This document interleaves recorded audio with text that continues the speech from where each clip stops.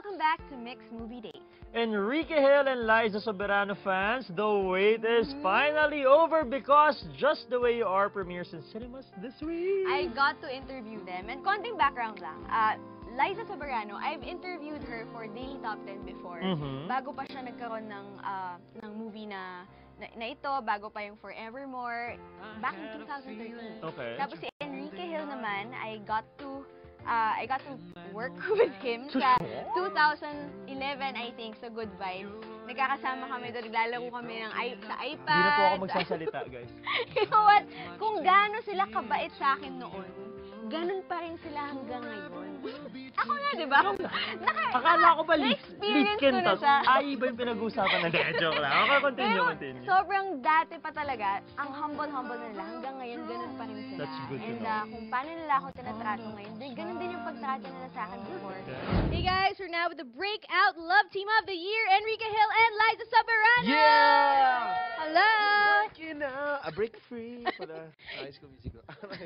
O, diba? Umpisa pa lang, guys. Nakakilig na. So, guys, how are you? Kamusta naman? The last time I saw you was Good Vibes. Good Vibes. And ako last year, last Last year, 2013, you guys on Daily Top 10. 10. So, kamusta na, guys? How have you guys changed since then? I'm taller.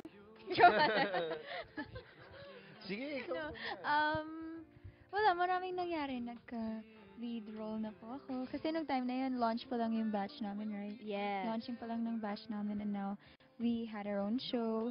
We're having our own movie na. So, marami po talaga. Enrique? A lot of change. I mean, I was still super young, parang Good Vibes. I learned a lot.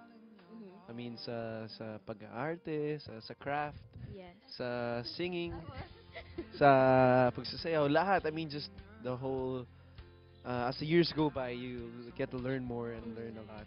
Liza, this one is for you. Talagang nasa script to so I didn't make this up.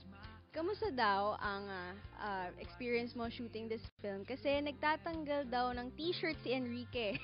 So, kamusta naman yun for you? Swerte ah.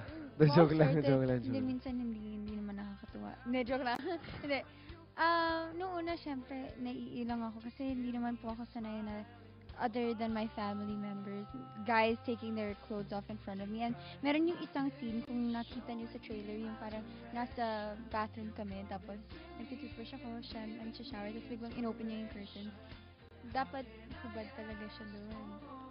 Tapos, Sinasabi kay Direk, hubad talaga para talaga sinasabi mabigla niya ako. kay Direk, hubad na lang Hindi, talaga. joke Para lang, hindi. makuha daw yung raw reaction ko daw. Hindi totoo yun. Sabi ko, hindi ko kaya, baka mahimatay ako. Hindi, joke lang.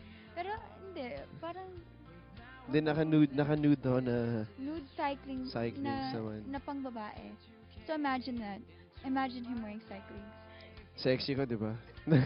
Joke lang. Hindi sexy. Oh, talaga. Hindi niya ma-handle. Hindi ko mahal. Kaya nga sabi ko, handle with care. Hindi niya magawa. Dito ulit sa movie. Balik tayo sa movie. Balik tayo sa movie. Okay. Your character, Drake, Yes. made a bet Yeah. to make her character, Sophia, fall in love with Drake in a span of 30 days. Yes. So, in real life, Yes. what would you do, and how long do you think it will take for Liza to fall in love with you? Teaser pa lang yan, guys! You can catch the full interview on Mixed Movie Date next week. With you in my life, there is nothing I want more. With you in my life, by my side forevermore. All the sorrows and tears of yesterday have faded away. Now tomorrow looks so bright, baby, with you in my life. Yeah!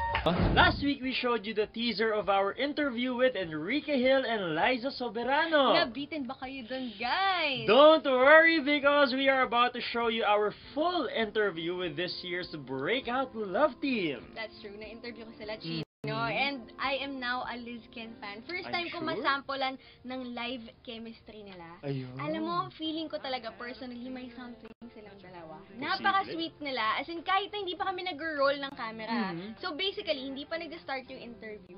Ang sweet na nila. Kasi di ba syempre yung ibang love teams, pag kunyari interviewin, minsan may extra effort sila na magpakilig. Yes, of course. Ito, hindi pa nag-start yung interview. Ganun na talaga sila, naturally. Very nice. Oo, sobrang nakakakilig and totoong-totoo yung, na very, very true yung ano nila, yung sweetness nila with each other. So, I'm excited for you guys to see this. So, eto na! 1, 2, 3!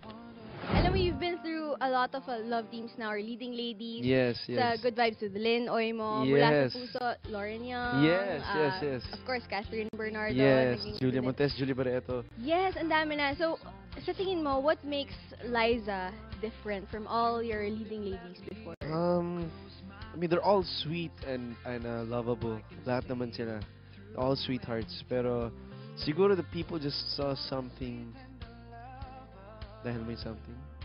Joke lang. Di, parang may na-feel ata sila na parang may something tong dalawang to na iba na nakita.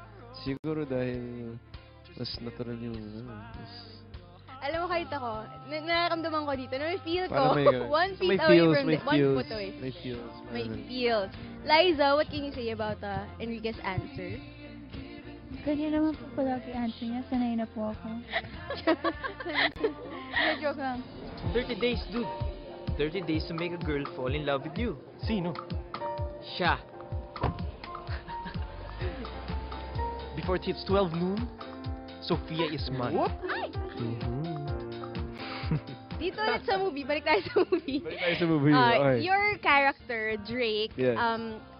made a bet to Yeah. make her character, Sophia, fall in love with Drake in a span of 30 days. Yes. So, in real life, Yes. what would you do, and how long do you think it will take for Liza to fall in love with you? Kung hindi pa nga nangyayari yun. I think it wouldn't take that long. Feeling ko. Lalo na kapag nakilala namin isa't isa, na-explain mo yung buhay mo, yung buhay niya.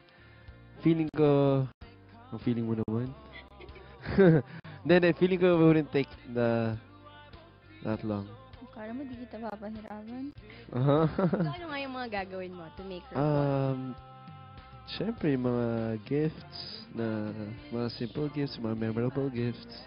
Tulad ng suot niya ngayon. Letter E. Oh, Ano po, my explanation niya. Hope, Sige. Hope Elizabeth po kasi ako. Hope yun Elizabeth. yun. Pero yun, feeling guys. ko may double meaning talaga siya eh. May double meaning yan eh. Kailan mo binigay yung necklace? Yung birthday. Birthday po. Birthday. When's your birthday? January 4. So since then, you've been wearing that necklace. Hindi maganda kasi siya. At saka Tiffany yung company. Kaya favorite ko. Yeah, tsaka hindi lang yan, may mga ibang nabigay doon naman ng mga stuff. Gusto ko kasi yung tipong, yung nasasuot niya, Nakikita niya yun na sinusuot ko. yung tipong, yung makita mo, tapos maalala mo yun. Oh. You've heard from the stars of Just the Way You Are. Now it's time to hear from the director, Theodore Boboro. Of course, Direct Ted is also responsible for the magic behind the movie. Hindi lang ang Liz Ken. Correct. And you know what? Considering how huge this movie is, how beautiful it is, sobrang humble pa rin ni Direct Ted. Ito good. guys, panoorin nyo. First started working with him ng Good Vibes. Mm-mm. Ever since before, parang hindi siya nagbago.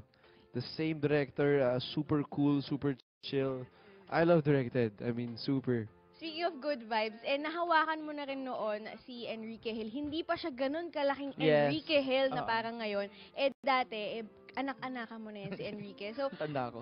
how did you feel na parang ngayon, nalaman nyo na i-direct nyo ang Liz Ken? Ayun, parang reunion namin. Nung first meeting at nalaman niya ako yung director. So parang reunion lang namin.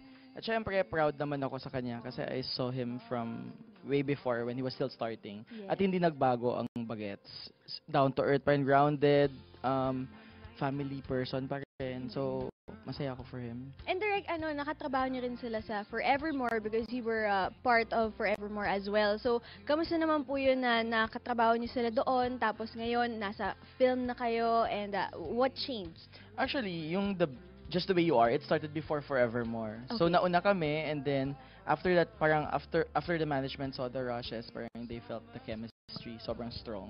So, pinarush yung Forevermore. So, Ah. so, in a way, nakatulong yung Forevermore. Definitely nakatulong yung Forevermore because mas nakilala sila ng audience, tapos mas nahasa sila, nag-guide sila ni Direk Cathy Garcia Molina, the rom-com queen. So, sobrang easy naging easy for me yung trabaho ko. Basically, what I told them is dapat iba yung makikita nila sa movie. We have to offer the paying public a different character. Appearance-wise, makikita nyo yung difference and also the way they act siguro. Kasi si Agnes, she's a very big character, open to everything. While yung character ko naman, si Sophia Taylor, she's quiet and she likes to keep everything in. Actually, mas malapit in real life yung characters nila sa movie sa totoong personality sila. Kasi dito nag-i-English sila sa movie. Ah. And then si Sophia, she really came from the States, introvert.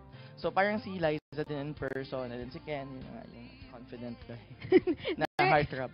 Oo nga, siya nga yun. Siya yun. Parang they wanted to get to know us more. Parang Okay. sino ba talaga si Liza Soberano? Okay. Sino si Enrique Hill? Ano ba pinagdadaanan nila sa buhay? What are they like? Mm-mm. You know, just to get yung core namin who we really are. Yes. So they can write a movie and write a story that they can in a way fit the characters with us. So at least when we do the scene, it's more natural, mas Mm-mm. personal. Direk, bago ka namin pakawalan, syempre hingi muna kami ng konting interesting stories about Liz Ken na you can share. Yung mga interesting stories on set na napapansin niyo sa kanilang dalawa. Well, talagang marami ako napapansin kasi hindi lang Uy. na-turn off yung microphone nila. So, Oh my naririnig ko God. lahat ng mga usapan nila pero bawal sabihin on cam. Pero yun, makulit si Ken. Tapos, pag ang cute sila, kinikilig ko sa kanila. Malaking pressure ang i-direct ang Liz Ken cause it's such a big love team nowadays and it looks like Direct Ted is doing a great job. Don't go anywhere, guys, dahil hindi pa dyan nagtatapos ang ating Just the Way You Are special. When Mixed Movie Date returns, we talk about the music aspect of the movie and of course the crazy red carpet premiere. Opo, my forever talaga. My forever. Maniwala kayo. Ang daming tao no? And speaking of love team naman, kung ikaw papipiliin ka na magiging ka-love team mo, sino ang pipiliin mo? To Mixed Movie Date, As I've said before, the first time I got to interview Liza was for an episode of Mixed Daily Top 10 Yes. back in 2013. tagal na nun. And noon, hindi pa sila love team ni Enrique, of course. She was guesting for her appearance sa Must Be Love, yung Okay. film nila ni Katniel. Siya yung third party pa doon. Tapos, tinanong ko na sa kanya, what if ikaw, magkakaroon ka ng sarili mong ka-love team? Yeah. Who would you want to choose? And speaking of love team naman, kung ikaw papipiliin ka na magiging ka-love team mo, sino ang pipiliin mo? And do you remember what your answer to that was, Liza? Feeling mo ikaw? Ano yung, ano ba yun? Sino ba yun? Sabi ko Samuel B. Wow, talaga, love team. Sino Liza, ba yan? meron kaming footage eh. So, Talaga, pakita nga natin. Secret. meron ba? I-share mo naman sa mga mixed viewers natin kung sino gusto mo maka-love team. Si Enrique Hill po. Enrique Hill! Ay, napaka-perfect niyang batang yan talaga. So, do you remember your answer, Liza? Opo. Sino? Ikaw yung Ako sinagot ba niya yun? talaga. Hindi ako yun. Hindi ako yun. Joke lang. Ano mo sabi mo doon, Enrique, na 2013 pa lang, sinabi niya na actually, ang bet niya talagang makalove mo na ikaw. Siyempre. Kasi nung time na yun, wala talaga akong maisip kasi. Ganun. Tapos, Yeah. na-realize kong Okay lang, okay kasama lang. kita kay Ate Ana. Okay lang yan. Okay lang yan. Intindihan ko. Joke lang. Siyempre, masaya. Natuwa ako. Kasi, ayun. At natuloy nga. Ang galing ni Lord, my forever. Yes! O yun nga, tatanungin din namin, syempre lahat gusto itong malaman. Para sa inyo ba, my forever? Let's Oo. start with you. Opo. Wow. Opo, my forever talaga. My forever. Maniwala kayo. Enrique? Ako naniniwala ako, may forever. Yung ibang tao sinasabi nila, walang forever. Para sa inyo, pero para sa akin, meron. Alam mo ay kahit wala ako doon sa interview, ramdam ko pa rin talaga ang kilig na binibigay ng Liz Ken. But another big part of the movie is the music. The theme song entitled Smile in Your Heart is performed by the handsome boys of Haran.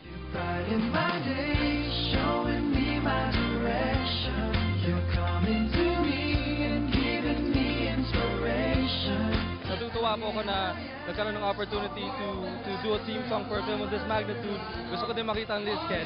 Ano yung reaction mo when you found out that you were going to sing one of the theme songs sa movie ng Liz Ken? My God, nagulat ako actually. I found out siguro mga hours lang before recording. The next day, music video shoot, so very surreal.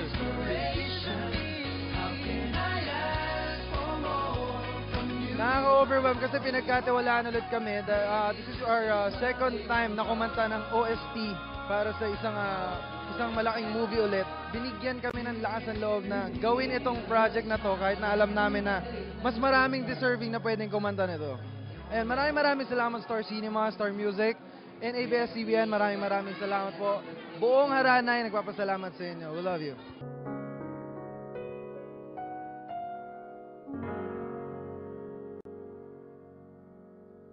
Aside from the theme song, the movie also contains several original compositions at nabigyan tayo ng sample ng Liz Ken.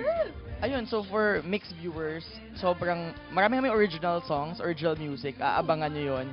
May mga original na kanta by Trina Bellamide, and then may mga EDM music kami by Curse and Bless, and then more original songs. So yun yung gusto ko kasi parang pwede siya for the mixed audience. Sample! Alam mo, ang dami talaga naghihintay sa'yo dito. Yung mga hindi dapat pumasok today, pumasok sila para lang makita ka, Liza. So, Thank pwede bang you. bigyan sila ng sample? With you in my life, there is nothing I want more. With you in my life, by my side forevermore. All the sorrows and tears of yesterday have faded away. Now tomorrow looks so bright, baby, with you in my life. Yeah!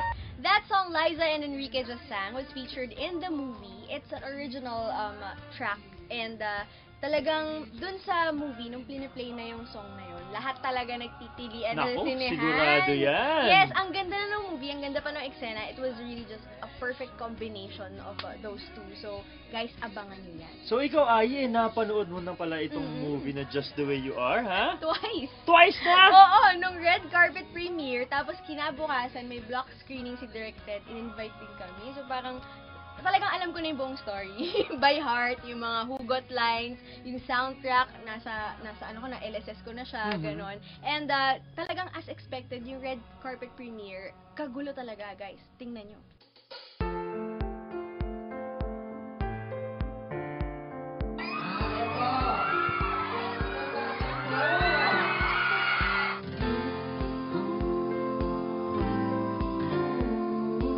Malakas to, malakas. Ang daming tao eh. No? Marami na rin tao sa loob. Of course, Liz Ken yan eh. Talaga sinusupport ko. Yung the chemistry is undeniable. And I know that Ano po masasabi niyo sa love team na Liz Ken? Iba ang charisma. Kagigil. Coming from the success of Forevermore, sa tingin niyo po ano magiging resulta nitong Just the Way You Are? My goodness, this should be one of the biggest blockbusters. Kasi knowing kung gaano kasabit ang mga tao sa Liz Ken, di ba? We knew naman that this is a pair na parang will go places and may chemistry talaga. She's the one pa lang talagang, whoop! Tambalang Liz Ken, super happy ako kasi they found each other. Actually, hindi ko rin in-expect to at hindi rin kami makapaniwala ng kanyang discover eto. Sabi ko nga sa kanya, lahat ng mga nangyayari sa iyo niya, anak, gawin mo na lang panghugot yan para maka-arte ka, makaiyak ka ng totoo. Yon, makapag-emote ka, yan. Kaya yan, ngayon, napakahusay niyang umarte. Why did you come tonight? Who did you come to support? Of course, Eliza, and because she's my best friend. And of course, pati si Gwen, friend ko din siya. He's been my boy since day one. Kaya all out support ako sa kanya.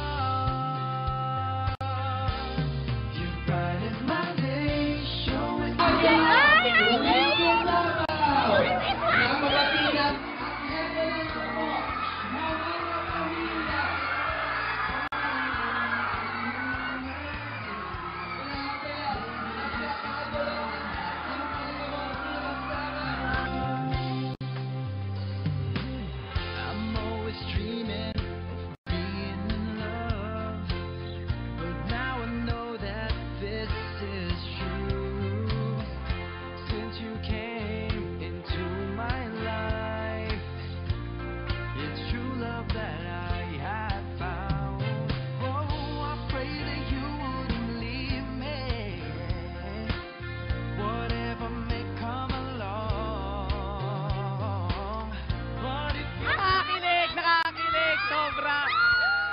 Grabe, ang ganda kahit lalaki kikiligin. Cool. Nakakababa ng self-esteem yung ganda ni Liza.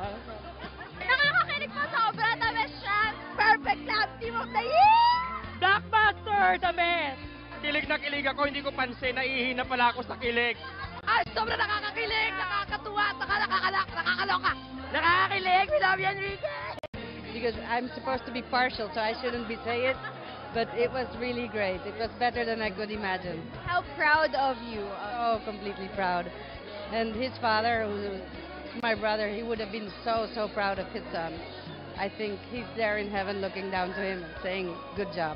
So kakapanood ka lang ng Just the Way You Are, guys, and I think it's one of my most favorite Star Cinema movies ever. Kasi, alam nyo, sa umpisa, when I watched the trailer, I've seen this plot before, yung, may bet, pagpupusahan yung girl, tapos, pangit yung girl, papagandahin. Pero alam nyo dito, sobrang iba yung atake nila.